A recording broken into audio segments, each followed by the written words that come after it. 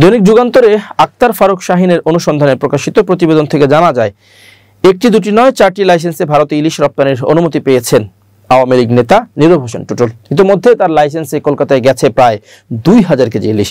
শেখ হাসিনা সরকারের পতনের পর কলকাতায় পালিয়ে যান টুটুল। সেখানে বসে নিয়ন্ত্রণ করছেন বরিশালের পোর্ট রোডের ইলিশ মোকামের ব্যবসা। এ কাজে তাকে সহায়তার অভিযোগ উঠেছে বিএনপির কয়েকজন নেতার বিরুদ্ধে। বিনিময়ে তারা পাচ্ছেন নানা সুযোগ সুবিধা। যদিও এসব অভিযোগ স্বীকার করেনি ওইসব বিএনপি নেতা। আড়ত মালিক হিসেবে টুটুলের ব্যবসা চলছে, আর এটা মোকামের নিয়ম বলে দাবি মৎস্য আড়তদার সমিতির সাধারণ সম্পাদক ও জাতীয়তাবাদী মৎস্যজীবী দলের বরিশাল মহানগর কমিটির সদস্য সচিব কামাল শিকদারের। সাদিক আব্দুল্লাহ সময়ে বরিশালের দ্বিতীয় মেয়র হিসেবে পরিচিত টুটুল মহানগর আওয়ামী লীগের শিল্প ও বাণিজ্য সম্পাদক। শেখ হাসিনার ফুফাতো ভাই সাবেক মন্ত্রী আবুল হাসনাত আব্দুল্লাহর পুত্র ও তৎকালীন মেয়র সাদিক আব্দুল্লাহর ডানহাত ছিলেন তিনি। অনেকে তাকে সাদিকের ক্যাশিয়ারও বলতেন।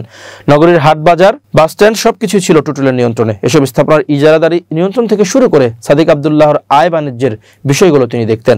মাছ বাজার আর বিআইডব্লিউটি এর ঘাট সহ পুরো এলাকার ইজারাদার ছিলেন তিনি। ইলিশ সহ সব মাছের কেনা বেচা চলত তার হুকুমে। দর পর্যন্ত ঠিক করতেন তিনি। অবৈধ উপায়ে এইভাবে শত কোটি টাকার মালিক হওয়া টুটুলের বরিশালে রয়েছে 10 তলা বাড়ি সহ বিপুল ভূ সম্পত্তি। কলকাতার জামাই এই আওয়ামী লীগ নেতার সেখানেও রয়েছে বাড়ি সহ নানা স্থাপনা। 5 আগস্টের পর ভারতে পালাতে গিয়ে সাতক্ষীরার ভোমরা স্থলবন্দরে ধরা পড়েন টুটুল। রহস্যজনক উপায়ে তখন ছাড়া পেয়ে চলে যান কলকাতায়। তারপর থেকে আছেন সেখানে। কলকাতা থেকে নিয়ন্ত্রণ করছেন এখানকার ইলিশ মোকামের ব্যবসা। বরিশালে এখন পর্যন্ত তার বিরুদ্ধে হয়েছে 7টি মামলা। এবছর ভারতে ইলিশ রপ্তানির জন্য যে 37 প্রতিষ্ঠানকে অনুমতি দিয়েছে সরকার, তার মধ্যে 4টি টুটুলের। এগুলো হলো Mahima enterprise, Tanisha enterprise, Nahiyan enterprise এবং AR এন্টারপ্রাইজ। মাহিমা ও তানিসা টুটুলের 2 মেয়ের নাম। কন্যাদের নামে এই 2টি লাইসেন্স করেন টুটুল।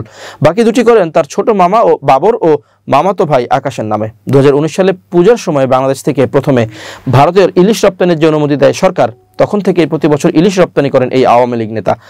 এর ধারাবাহিকতা এবছরও ভারতে ইলিশ রপ্তানির অনুমতি পেয়েছে তার 4টি প্রতিষ্ঠান। শুধু অনুমতি পাওয়া নয়, ভারতে ইলিশ রপ্তানিও শুরু করেছে টুটুলের প্রতিষ্ঠান। বেনাপোল স্থলবন্দরের মৎস্য কোয়ারেন্টাইন বিভাগের কর্মকর্তা আকসাদুল ইসলাম জানান, তানিসা এন্টারপ্রাইজ বৃহস্পতিবার 1360 কেজি ইলিশ পাঠিয়েছে ভারতে। অন্য একটি সূত্র জানায়, বুধবার থেকে শুরু হওয়া এই রপ্তানির আওতায় 2 দিনে প্রায় 2000 কেজি ইলিশ ভারতে পাঠিয়েছে প্রতিষ্ঠানটি।